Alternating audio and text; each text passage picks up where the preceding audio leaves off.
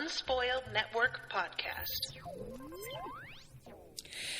This is Spoil Me, covering Jane the Virgin, Season 2, Episode 7, Chapter 29. In this episode, Jane has got to get used to the concept of having a babysitter, and surprisingly, by the end of this episode, Wesley's article, his duplicity, has already come to light. It's a lot sooner than I was expecting. Welcome to Spoil Me.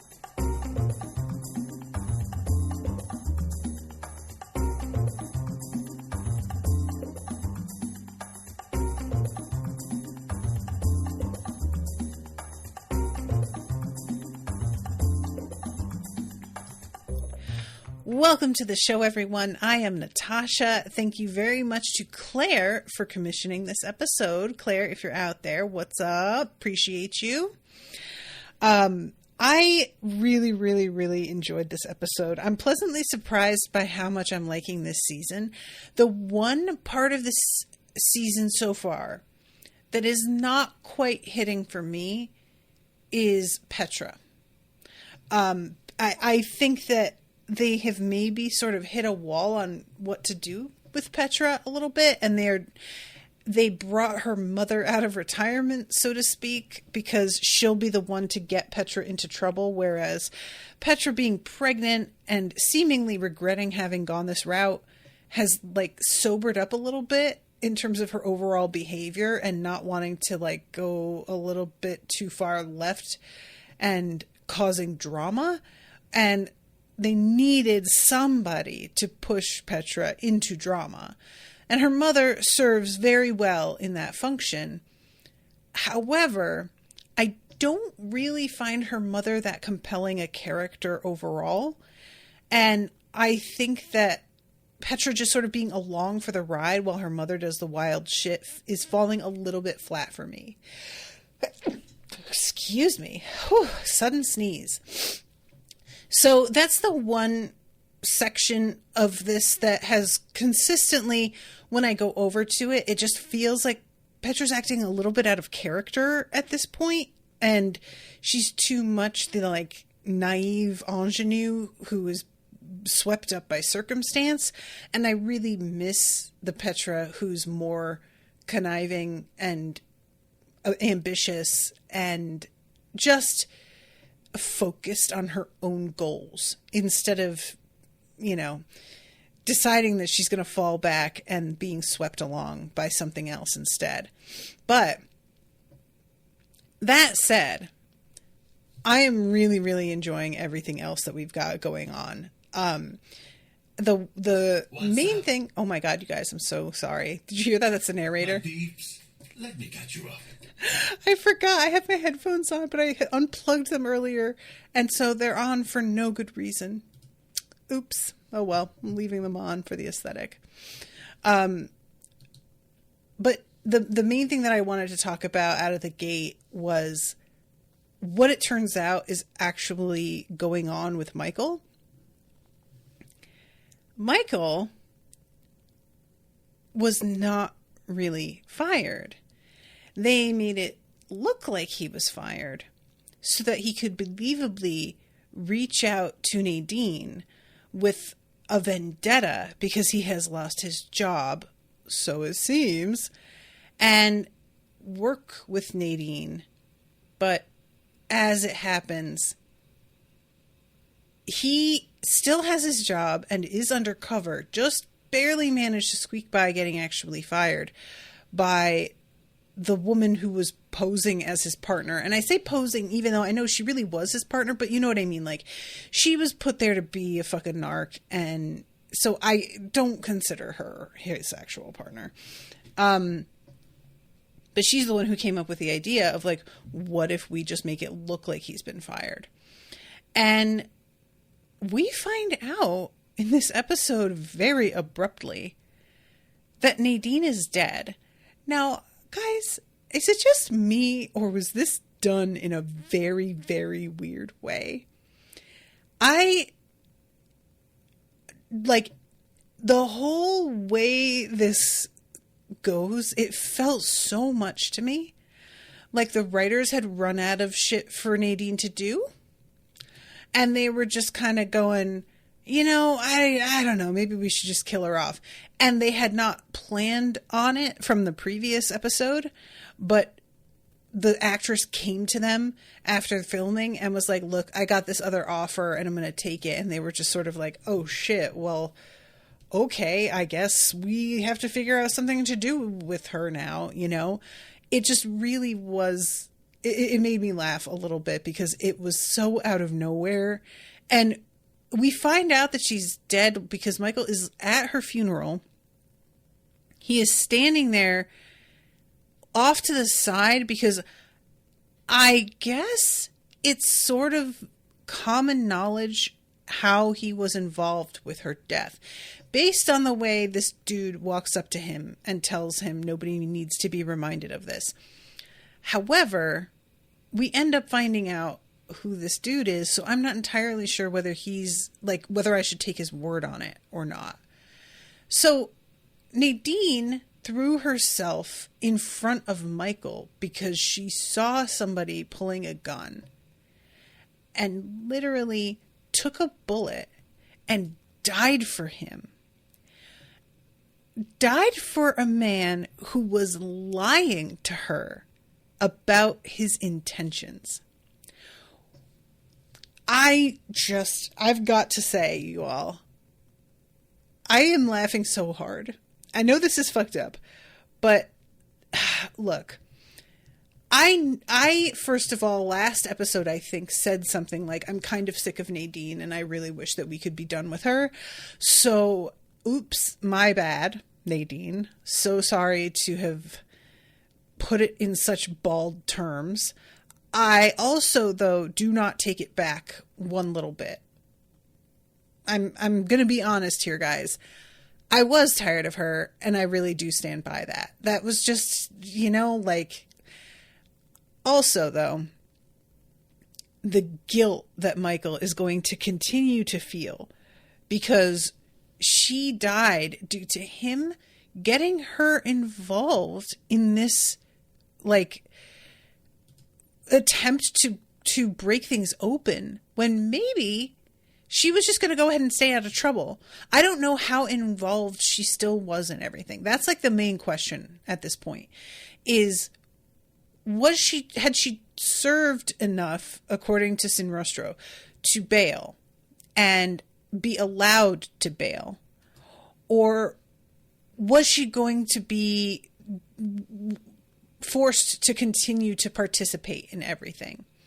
And I can't tell exactly how much she had been still involved in it all. I'm going to assume quite a lot, but the thing that works narratively the best, honestly, is to have her almost out of that world until Michael involves her again, so that now he has to cope with the extreme guilt.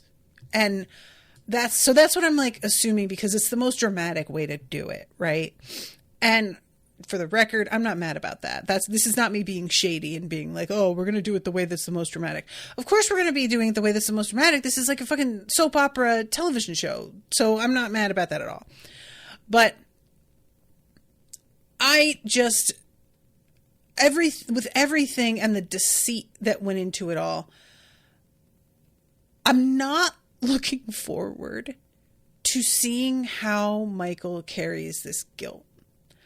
I feel like this is going to change him forever. And he's kind of never going to get over it. And there's a big part of me that has no interest in that. This is a really, really tricky thing to pull off, is a character who is consumed by guilt. You have to make the viewer care about the character they are feeling guilty about.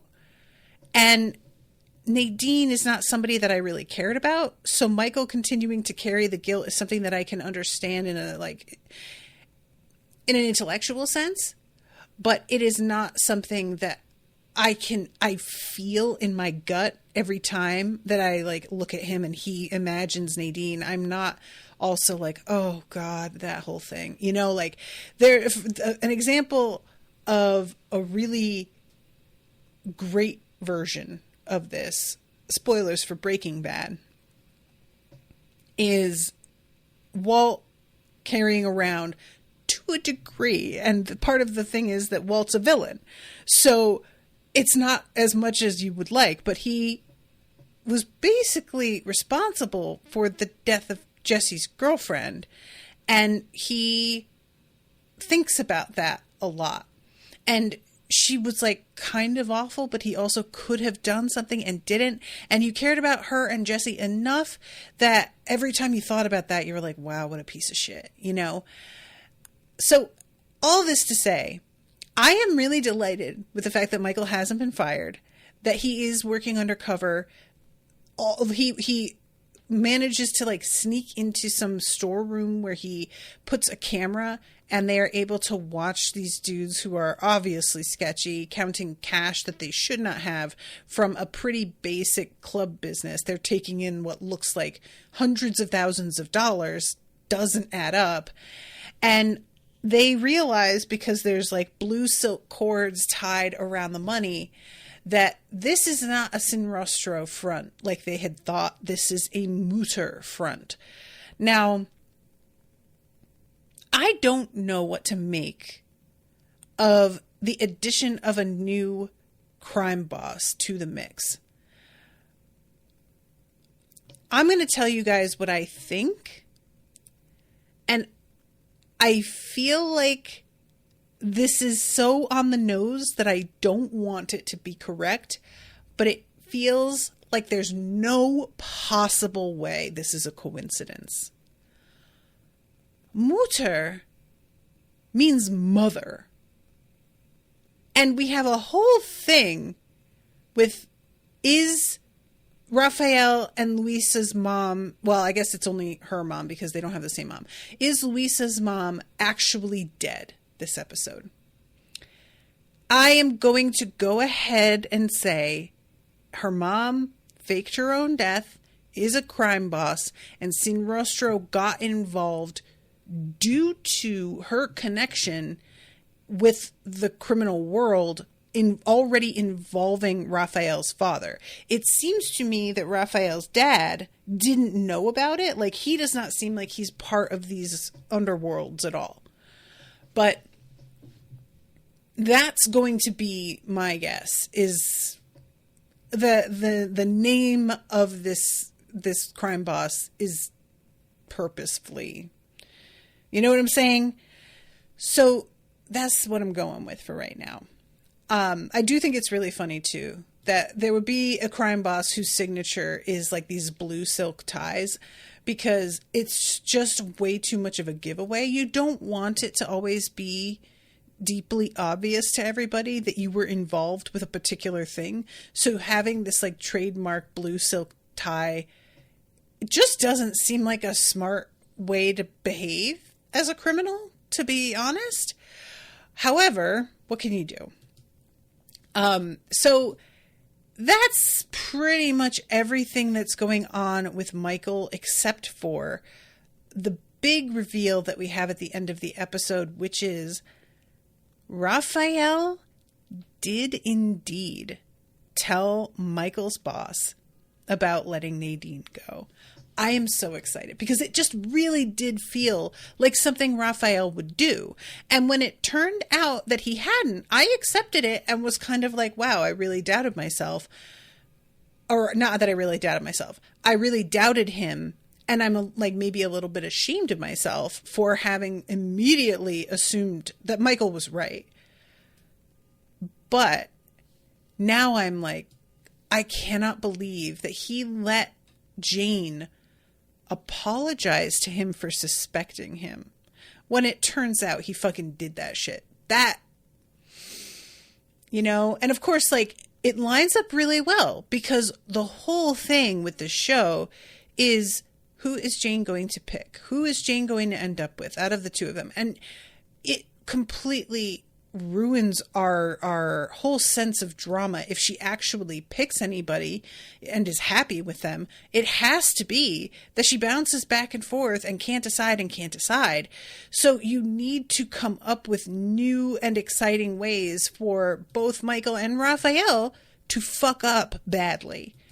And having Michael engage in this fight with Rafael works really well as a fuck up. It also works really well as a kind of like a way to bridge things back between him and Jane.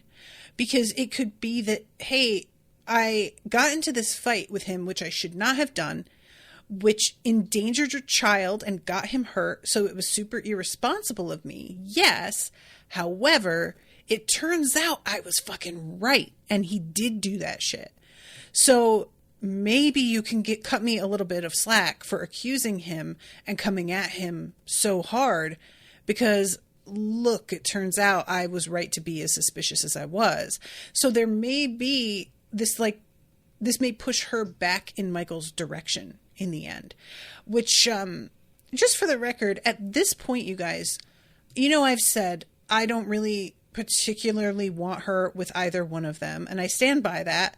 However, if I accept that the whole point of the way this works, the show is going to be pushing her back and forth between the two of them ad nauseum forever. I don't think they will straight up forever.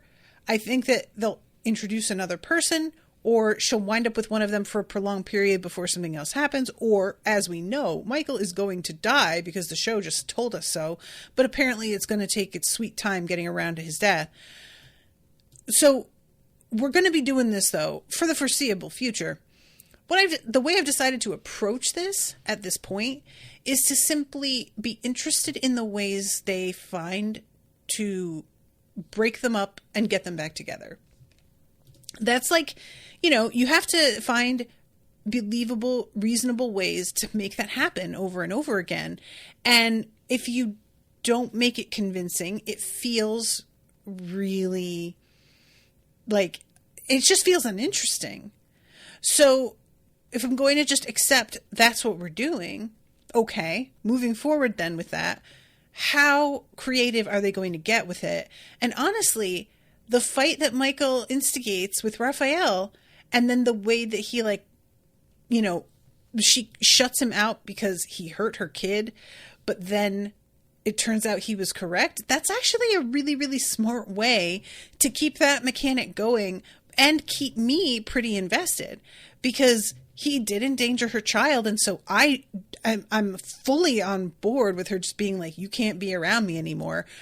It was totally an accident. Yes. But also I can really understand her just drawing a line and saying, never again, but I also do really, really deeply enjoy the idea of him going, oh my God, I was wrong. I should never have suspected you. I don't think he ever actually apologizes to Rafael's face, but we know he found out he was wrong. There is no better way for Jane to reach out to him than to be like, hey, I just wanted to tell you, I found out that you were right. I still don't like the way that you behaved around my kid, and I don't want you around my child anymore. But I thought you should know. I really, really don't know if Jane will tell Michael. That's the main question at this point. Is she going to inform Michael about what Rafael did? And I'm going to go ahead and say Jane doesn't reach out and tell him, but that something occurs so that it comes up and she feels obligated to tell him.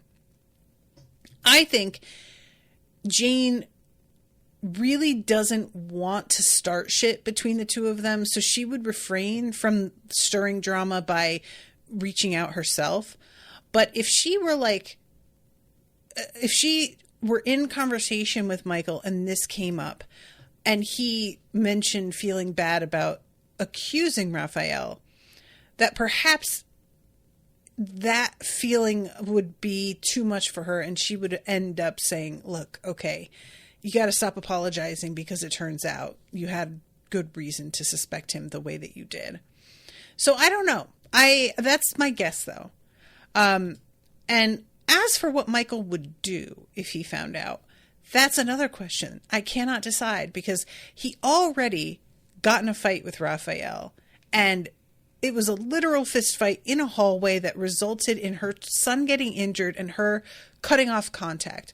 I want to think that Michael would basically be like, I told you that he had it in for us and that he was sabotaging me, but I'm going to let this go because going after him once already hurt us, and I don't want to be the cause of more of that kind of drama again. So I'm just going to back off.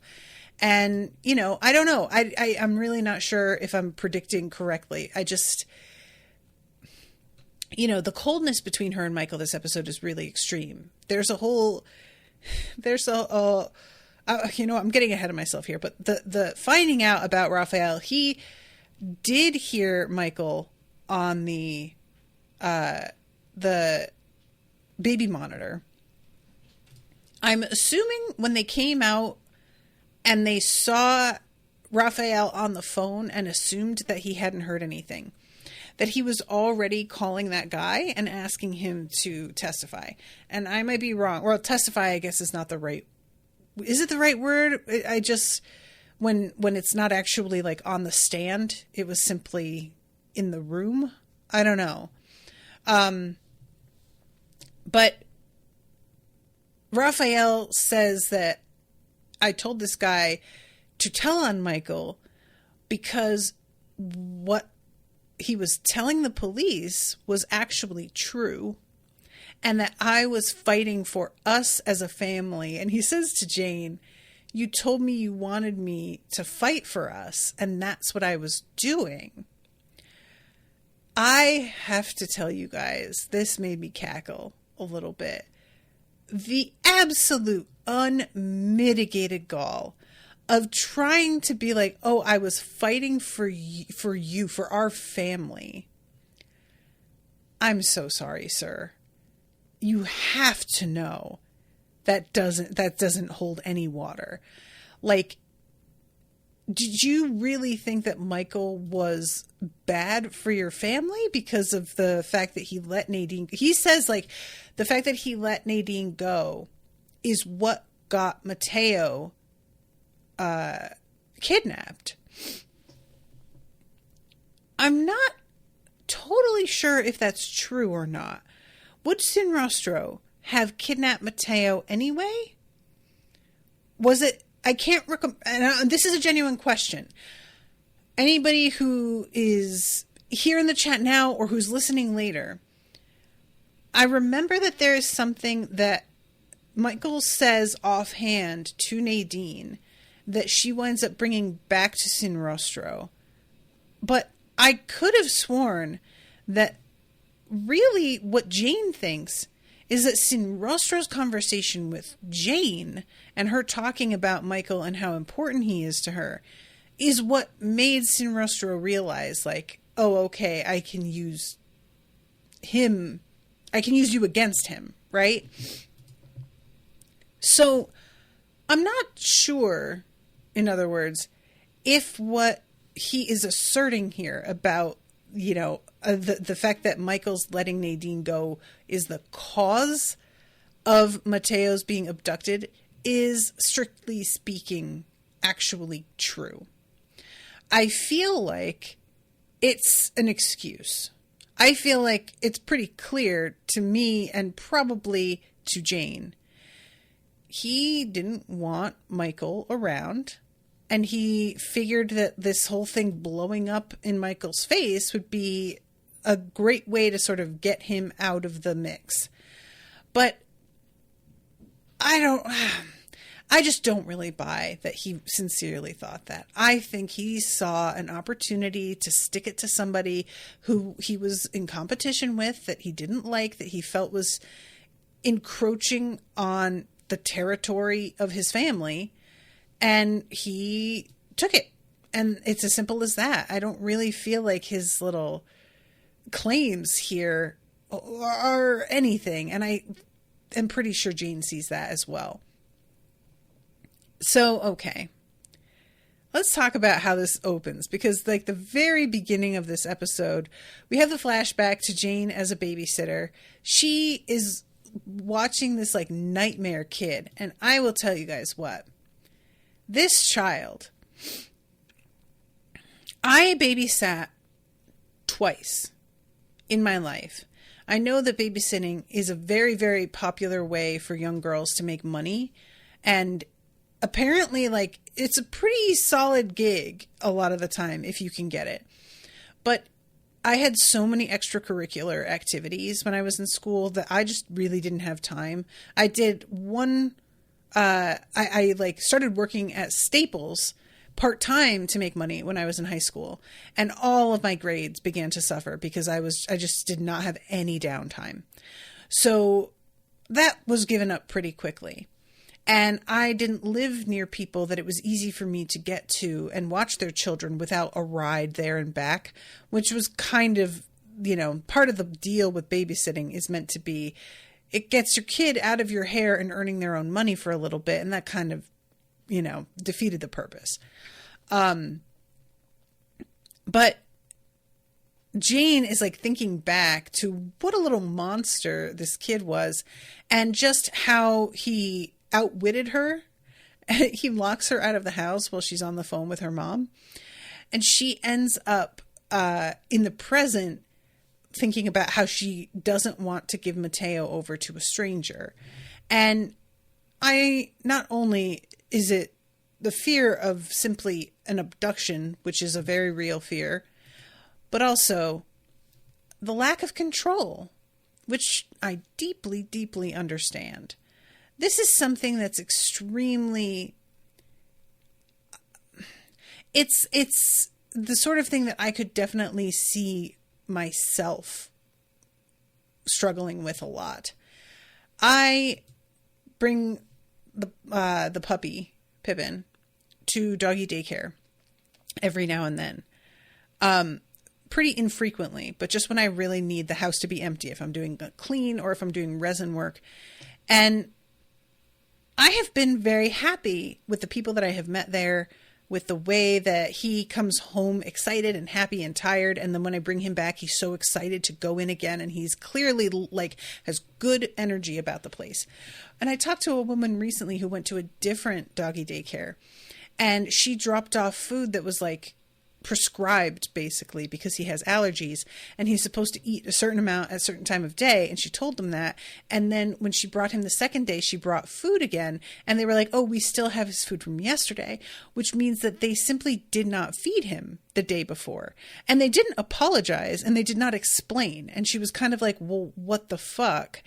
And it just made me think about how I take for granted the place that I found because I really like these people, and I got lucky and it worked out really, really well on the first try. But when I stopped to consider how it could have really not gone well, like there's all kinds of ways that people prove to not really give a shit that I hadn't considered. I was like, oh my God, if I brought food and found out they had straight up not fed him, I would be livid. Like you cannot imagine how fast I would be on Yelp leaving a bad review. And that's just with a puppy, where things are pretty simple. A human infant is such a different kettle of fish. I cannot even imagine. And the way that Jane is hovering and everything, I just really, really understand. She's got the regular anxiety of being a perfectionist control freak, which I also struggle with, on top of the actual experience of her child having been abducted. I mean, can you blame her, you know? And while I understand why she did not do this, I did kind of want her to explain to the woman that she winds up choosing, why she's so paranoid, because I feel like that lady may have been a little bit more receptive if she understood why Jane, where some of this is coming from, not all of it, because this is how Jane would be anyway, I have no doubt. But you know what I'm saying. So anyway, the like first time that Jane is going to attempt to have a date with Rafael and go out, the way that she hovers over the sitter and refuses to like walk away or give her the benefit of the doubt leads to this woman just going, all right, you know what? I've worked for people like you before. Nobody ever does it as good as mommy. Forget it. I'm out. And she quits, which I have to say, simultaneously surprised and impressed me. I was like, good for you for drawing that line. This is a woman who has a lot of experience, and it makes sense that that experience would also lead her to drawing a line in the sand about what kind of behavior she is willing to tolerate from a client, basically. And there is no way to get somebody to take it seriously that you mean it when you say you're not going to accept being treated this way, other than to essentially walk out. Like, I actually thought this was a great move on her part. So anyway, that whole thing leads to Jane's date with Rafael, and the date they go on, it's really, really fun, you guys, because when she actually manages to like get away, when she agrees to leave Mateo with the sitter for an hour, she has a moment in the car where Rafael is saying, oh, well, if we're going to be together all night and you're just going to look at your phone, this isn't going to work out. I'm sorry. And he's, just like kind of fucking with her because she is texting. And she says, oh, I was just arranging my next date because this car is kind of douchey. I cracked up over that, you guys. The delivery of the line and the way that Rafael laughs in response and how sincerely delighted he seemed by the joke. This was a moment of real chemistry between the two of them that resonated. And you guys know that that's been kind of a problem for me, is like the genuine chemistry. It's not that it's never there, but it kind of feels like it flickers on and off. And I just really enjoyed getting to see it. It felt for me like, there it is, a little moment that shows how they might actually be good together. And I just liked that. And it turns out he is bringing her to see this house. And like the flashback of Jane when she gets locked out by this little kid, she has been locked out of the house because she stepped outside to talk to her mother, who is asking her, what do you think about the house? And Jane has gone out to be like, I mean, it's gorgeous. It's basically my dream house. And this kid, sneaks up behind her. So the way that he pulls up to a house and tells her that he is thinking he's going to buy it. And it looks like it's the same house as in the flashback. And it very well may actually be the identical same house for the production of the show.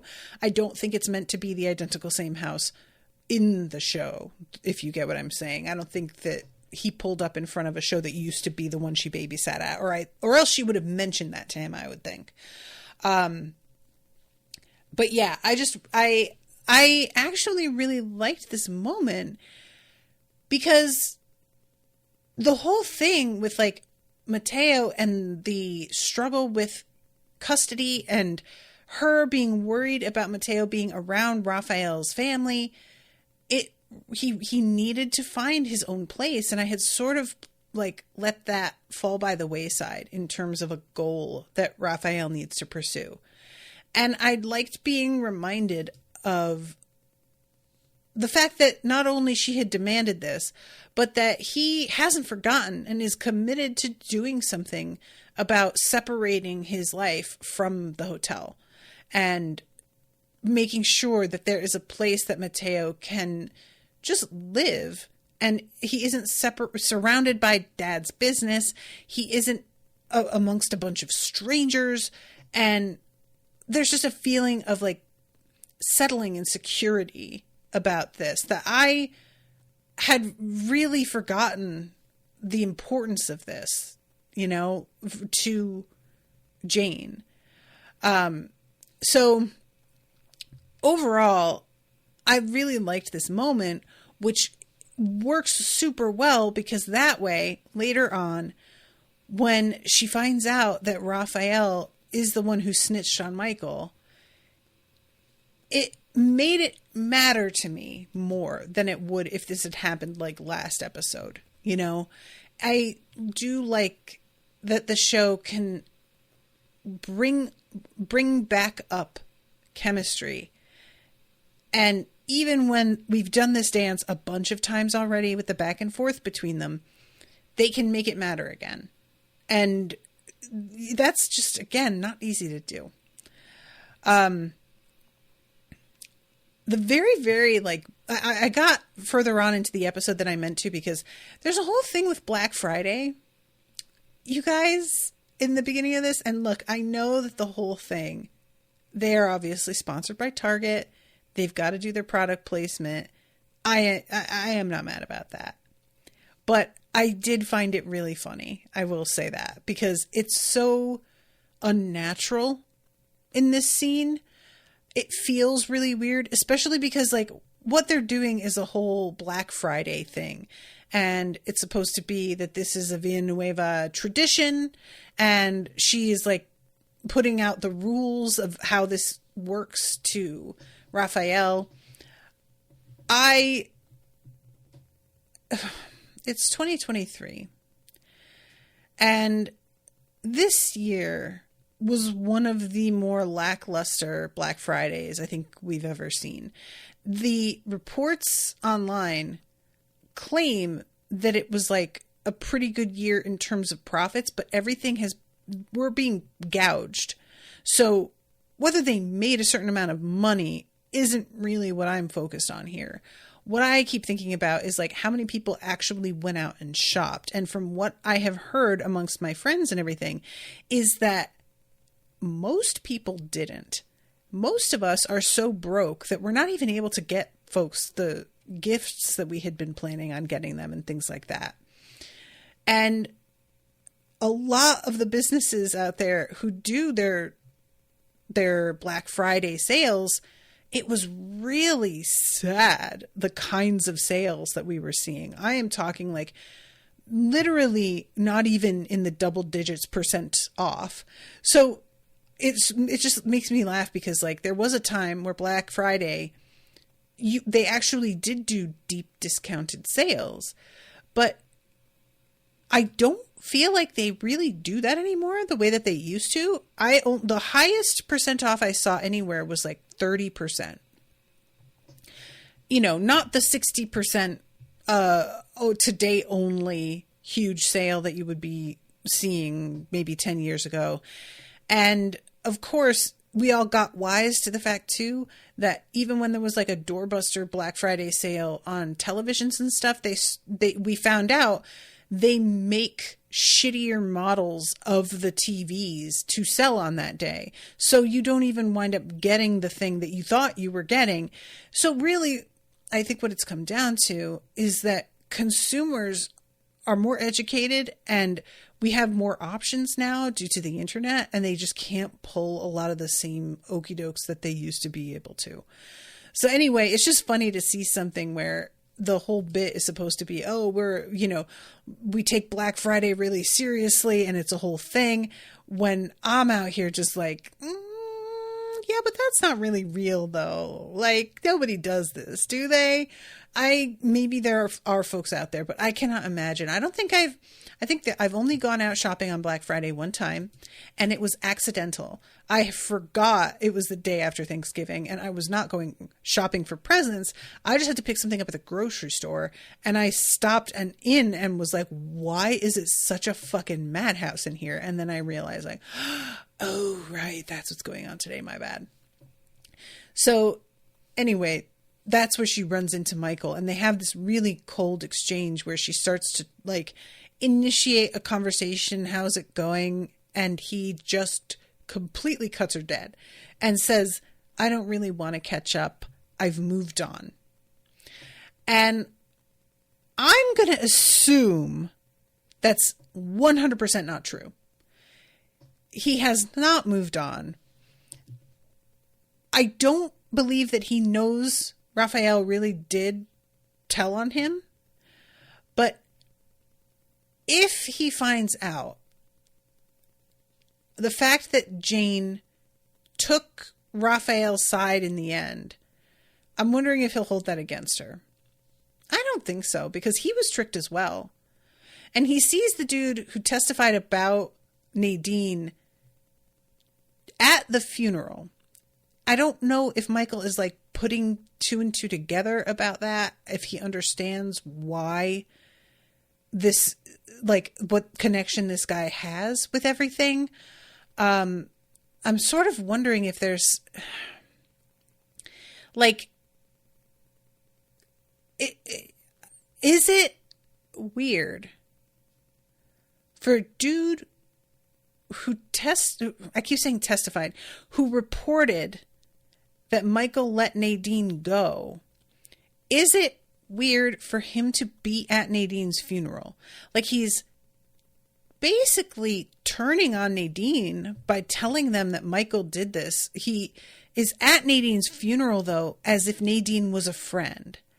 So it's sort of confusing to me. Is like, if you are somebody who was her friend, wouldn't you want to be on the side of and supportive of somebody who gave her a break and let her escape and not go to jail? You know, I can't really decide what motivation would be believable for a dude who's in this particular position reporting about Michael. So maybe he's already begun to figure it out. I can't tell, though. All right, so I'm trying to make sure that I stick to things here. So there's a whole thing going on with Rogelio as well. You guys, it's a little bit convoluted at this point. So Rogelio is out here. First of all, I've forgotten to mention at the end of the last episode that he ends up getting a cease and desist order from the creator of Mad Men, which, yeah, that makes a lot of sense.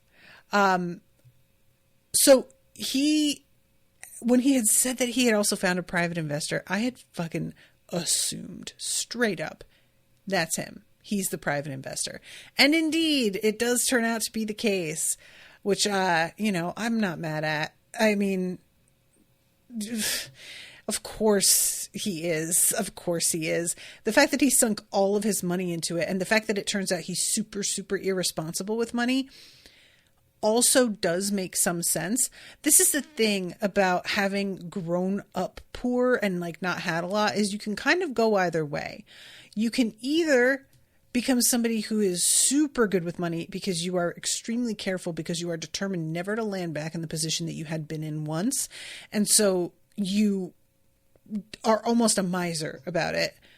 Or now that you have money and it seems like you aren't going to have to worry the way that you used to anymore, you become almost too generous with everybody around you who, you're trying to help because you feel like now I can. I've wanted to help before. And I have a friend who came into an inheritance and they were dirt poor. The inheritance was quite substantial. A year later, and they are broke again, because they could not help but give money to everyone around them that needed it. And while that is why I love them, that is why they are a close friend that I admire and care about, the fact that they give a shit about other people and want to help. It is such a bummer that the very people who should be wealthy because they would do some good with it are the ones who can't stay wealthy because they can't resist helping everybody, you know? It's just... So anyway, he's out here, it turns out, leasing all of the cars that he has and everything. He doesn't even own them, so he can't sell them to make up the difference in the money. And it winds up that he is going to have to really cut back on some of his expenses, which he does not want to do.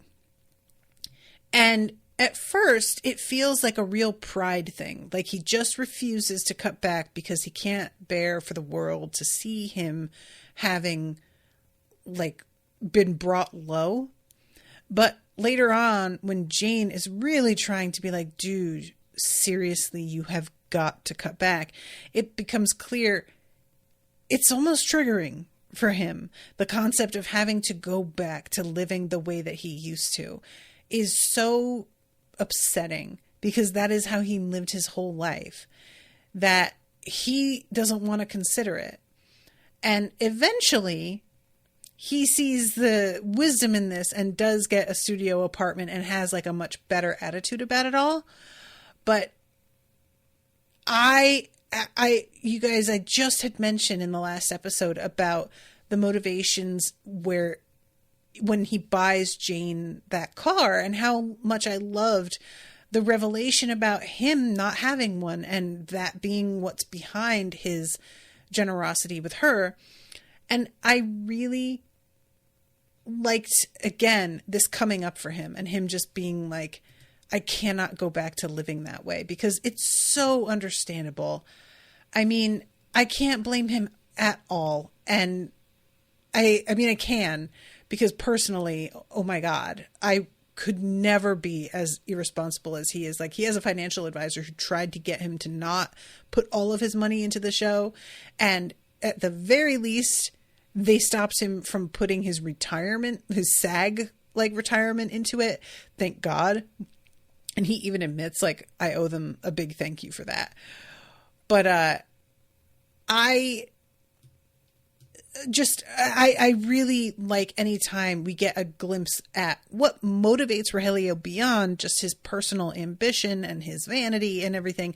I like there being a bit of, and also he's a person. Like, he can feel cartoonish, and we're going to bring him back down to earth every now and then and show you guys that there is something behind this beyond just him being a bit of a himbo. I say a very big of a himbo. As this is all happening with Rogelio, it turns out that Shamara recorded a theme song, which, because he doesn't mention how he thought, like what he thought of it to her, she thinks at first that he hated it. Eventually he assures her that he loved it. And at first I was sort of like, is he just saying that because of the circumstances? But it's pretty clear later, no, he means it. And he's just, so distracted by everything. So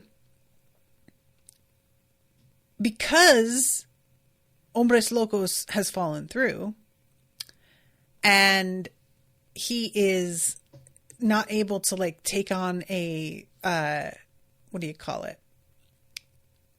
He has no show to add a theme song to in the first place. There is a point where it looks like her dream is dead. Nobody is going to use her theme song that she put so much work into, and she's hit a wall, and what a bummer.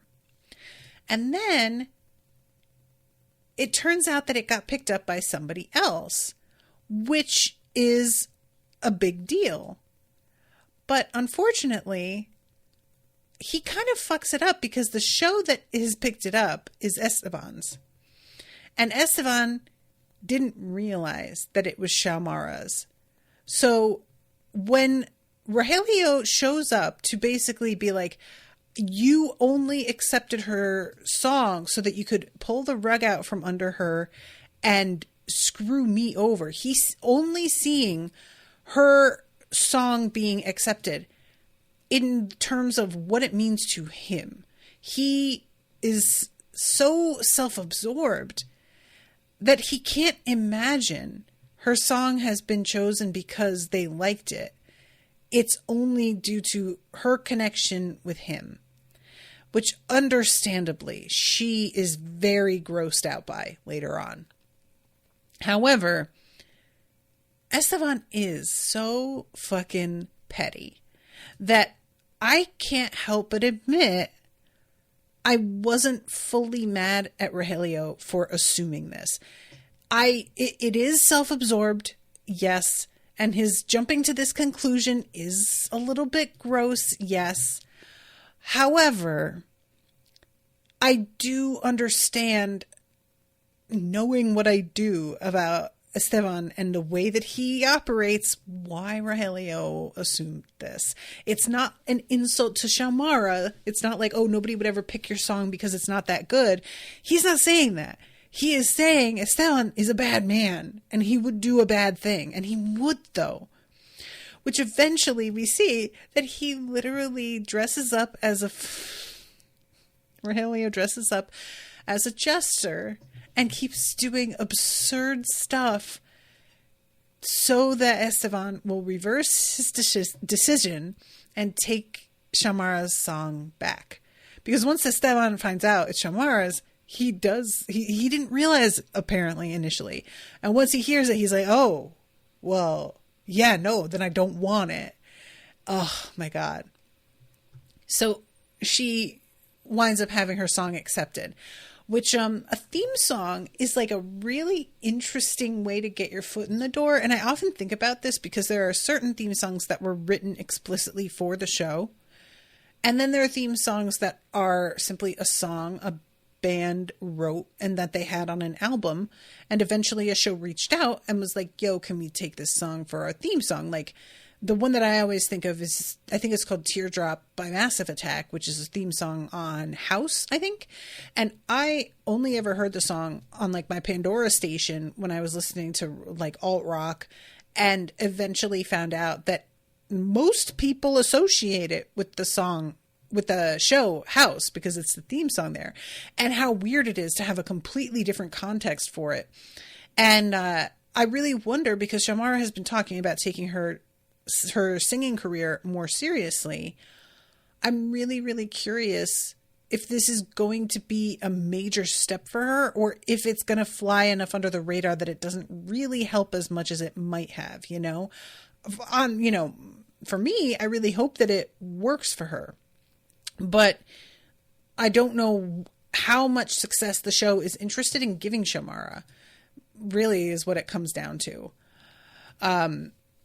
And I think that's everything with Xiomara. Okay, so now let's talk about Jane and the whole writing thing. So first of all, dealing with Wesley, this kid is out here. She mentions the ashram that Luisa goes to, as well as the fact that she is an alcoholic. And I don't remember if Jane mentions the exact group that Luisa goes to, because honestly, I'm not sure if she knows what group. However, he finds out, which I do not put past him. I'm willing to believe he does the legwork to find out. I don't need that part explained to me.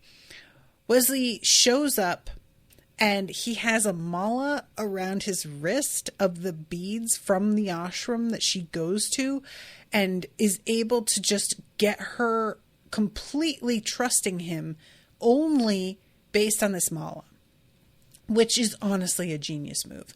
I can't hate Wesley. Like, I do because of what he's doing to Jane, no doubt. But also, he is kind of delightful to me. There's a caption under his name at one point calling him a Truman Capote wannabe. And I was like, oh yeah, actually I could see that, because Truman Capote is meant to be a little bit like, I don't know if I would call him outright sociopathic, but he was definitely somebody who didn't have a lot of ethics surrounding the way he moved through the world.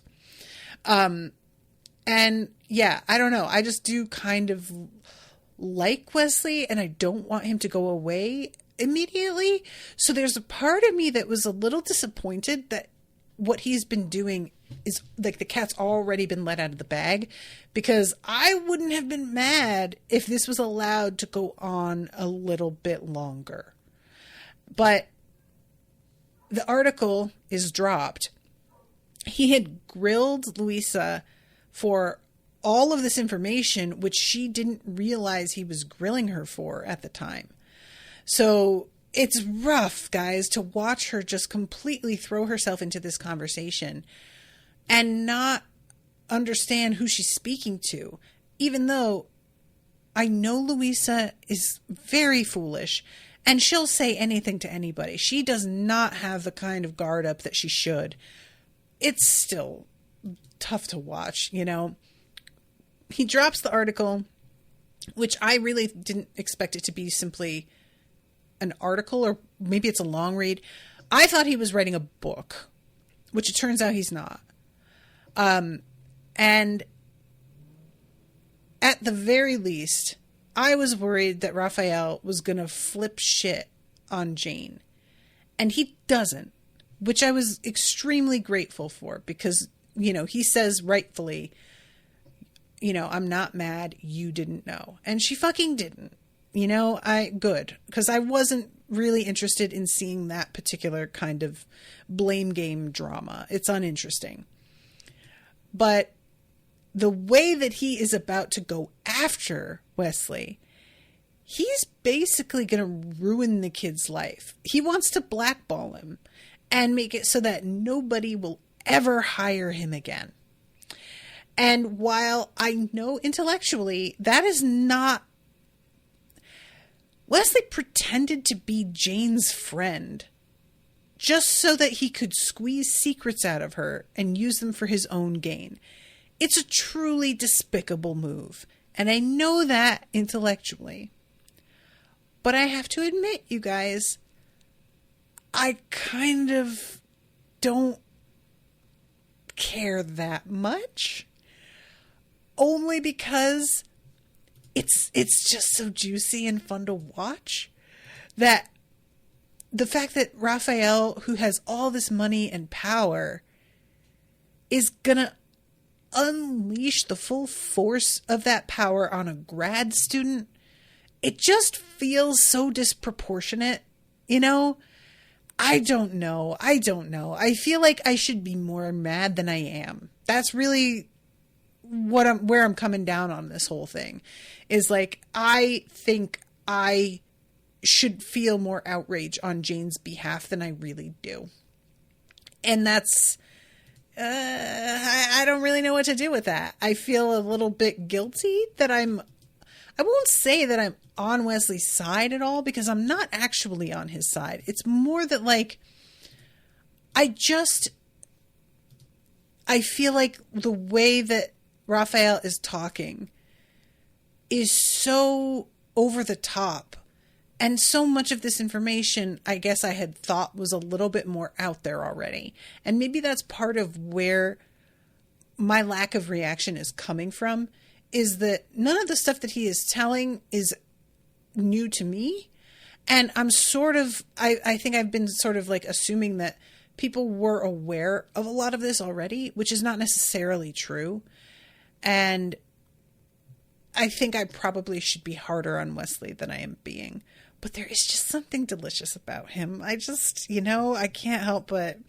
And this is also the sort of thing that makes me stop and really think about what it would be like to be a celebrity. Like, you wouldn't be able to trust that anybody actually gave a shit and wasn't using you, you know, like, as a means of getting ahead in their own way. What a bummer way to live. That would really suck, you know? So then there's this whole other plot going on with Jane and her writing. And it turns out that there is this author who Jane loves, and her last name is Bolton. So everybody keeps making these Michael Bolton jokes. And Jane wants this woman to become her advisor. So she's going to this like party. It's a Christmas party with all of the students and some of the advisors and professors and stuff. And she wants to try and convince this woman that she deserves to be a protege. And poor Jane, who has only recently stopped breastfeeding, and so she hasn't drunk in a while. She only has 2 glasses of wine, but it fucks her up bad enough that she winds up accidentally knocking a whole plate of like deviled eggs or something right onto this woman. Then she writes an apology note, brings it over, and her like water bottle leaks in her purse, so she's looking for a pen to write the apology, and this woman walks in as Jane is rifling through her drawers looking for a pen. It looks bad. But they wind up commiserating about breastfeeding for a second, and that seems to give her an in. So this woman agrees to read some of Jane's work, says that it has promise, but then gives her advice like turn the volume up, make it bigger, make it sparklier. And we see Jane attempting to do that, but she has no real idea what that even means. So as she's writing, she just keeps like making edits that are sillier and sillier in an attempt to follow the instructions she's been given, but none of it actually feels right to her. And then she looks at the advice from her actual professor. And at that party, while she was drunk, she was talking to Wesley, and she tells him, this professor whose name I'm forgetting, and I'm so sorry about that, but she tells him, oh, he hates me. I'll show you the feedback that he gave me. And she forwards him an email, and she titles it like Professor Smug of something condescension. Like, she really goes hard on the insult, right? And as she was writing that, I was like, I will bet $1 million she's sending that to him. She's not forwarding it to Wesley the way that she said. I just, of course, you know, and sure enough, later on, she goes and finds the feedback that professor gave her in her email and sees how incredibly clear it all is. Everything that he is saying makes sense to her and is a very like cogent and understandable criticism that she can actually take action on. And despite being extremely frustrated with this guy, she sort of has to take a step back and be like, maybe he's the one that I should be listening to, actually. Which leads to her going to him and asking him to be her advisor. And that is when he reveals that he got the email, the very insulting email, and turns her down, breaking her heart. So what Jane decides to do, in a moment of real, like, cleverness, actually, is she decides to sign up for his class a second time when she's already taken it. So doing it a second time, she's not going to be getting any credit for it. So it's essentially wasting her money. But she figures that if he won't take her as a protege, at least if she's in his class, he will have to read her writing and give her feedback. So she's figured out a way to like make him advise her. And when he hears this, he decides that he would rather be her advisor than have to deal with her in class 3 days a week, because an advisor would only have to deal with her 1 day a week. And I had to laugh at that because it just is really like, I don't know. There's just something about being like, ugh, I just do not want to deal with you. So fine, I'll do this other thing that you asked because it's less effort actually. And I am looking forward to seeing how this develops, because I've already said that I kind of felt like they were hinting they were going to make Jane's like professor a bit of a love interest because he is attractive. There's a vibe between the two of them. Him being kind of hard on her, like, that can be kind of a turn on when somebody seems to see through your bullshit a little bit and call you out on stuff that you normally get away with, or that you know another person in your life that you care about might not have been able to even see that you were coasting or doing things the easy way a little bit. Like the fact that he is good at this craft that she is trying to also be good at, that's a turn on, you know. I can see how that would lead to sort of looking at him another time or two. So yeah, that's where that ends up. And I think I've talked about pretty much everything except for Petra and her mother going and digging a hole to hide this body. And I already kind of talked about how I feel about the arc with Petra overall right now. And she like tries to make plans with Jane, but then breaks it off. It just feels very contrived, the like conflict with her and wanting to be friends with Jane, but then having to break plan. It just was sort of whatever. So I'm just going to leave that off. I'm out of time anyway. But thank you guys so much for commissioning these and for listening. I hope that you guys are enjoying the coverage, and I'll be seeing you soon with a new episode. So until then, toodaloo, motherfuckers.